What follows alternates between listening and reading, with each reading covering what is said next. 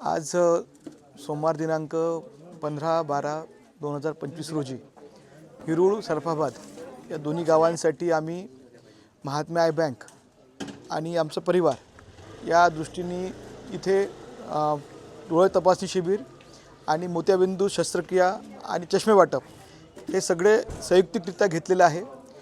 सन्माननीय अजितदादा पवार लाडके उपमुख्यमंत्री महाराष्ट्र राज्य यांच्या वाढदिवसानिमित्त 66,000 चष्मे वाटप आणि 6600 मोतियाबिंदू शस्त्रक्रियाचा जो उपक्रम आम्ही राबवतो आहे तो आम्ही पूर्ण जिल्ह्यामध्ये राबवतो आहे। त्यासाठी आज इथे हिरूळमध्ये जो कार्यक्रम घेतला आहे तिथे अतिशय चांगल्या रीत्या लोकांचा प्रतिसाद आहे आणि लोक इथे स्वयंस्फूर्तीने येऊन चेकअप करतात आहे।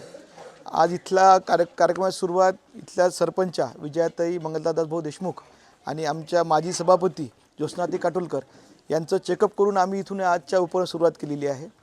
जवळपास या गावामधले जितके काही रुग्ण निघतील जे शस्त्रक्रियेसाठी किंवा चष्म्यांसाठी त्यांना आम्ही पूर्णपणे सेवा देऊ आणि येत्या काळामध्ये या गावासाठी बाकी वैद्यकीय कॅम्प असतील किंवा अजून बाकी रोगनिदान शिबिर असेल ते पण आम्ही समोर घेऊ। आम्ही याकरता महात्मा आय बँक आणि महात्मे हॉस्पिटल डॉक्टर विकासजी महात्मे माजी खासदार पद्मश्री यांचा आभार मानतो आणि त्यांचं सहकार्य आम्हाला लाभेलच याची अपेक्षा करतो। आणि सोबतच या गावातील जितके नागरिक आहेत जे आमचे जवळचे कार्यकर्ते असतील जवळचे लोक असतील त्यांनी जे सहकार्य दिलं त्याबद्दल मी आभार मानतो। धन्यवाद। महात्मे आय बँक नागपूर आणि लक्ष प्रतिष्ठान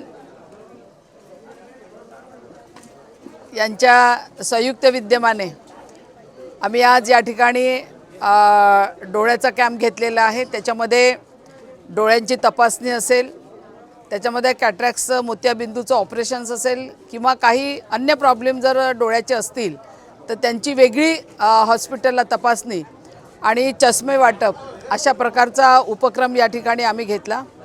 निखिलदादा ठाकरे मित्रमंडळाच्या वतीने आणि ग्रामपंचायत हिरूळ पूर्णा ग्रामपंचायत सरफाबाद शहापूर या सर्व लोकांना इथल्या गावकरी लोकांना त्याचा लाभ मिळावा या अनुषंगाने आजचा हा कार्यक्रम घेण्यात आला।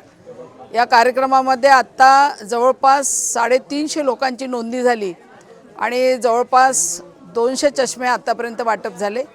अजूनही 500च्या वर आकडा जाईल असा आमचा अंदाज आहे।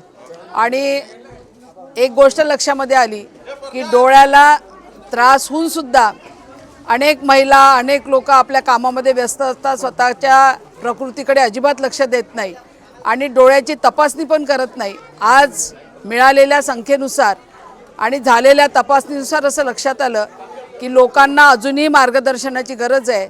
स्वतःचं शरीर हे आपल्यासाठी अतिशय महत्त्वाचं आहे ही अजूनही संकल्पना त्यांच्या मनामध्ये कुठली नाही।